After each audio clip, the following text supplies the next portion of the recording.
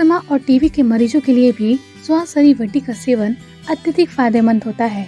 स्वासरी वटी आपके फेफड़ों को मजबूत बनाता है, जिससे कि अस्थमा और टीबी जैसे रोगों में इसका उपयोग लाभकारी होता है। इसके साथ ही स्वासरी वटी रेस्पिरेटरी डिसऑर्डर से पीड़ित लोगों के लिए भी काफी फायदेमंद होता है। स्वासरी वटी में मौजूद इंग्रेडिएंट्स जैसे कि मुलेठी, रुदंती, सौंठ, छोटी पीपल, गोदंती भस्म, अबरक भस्म,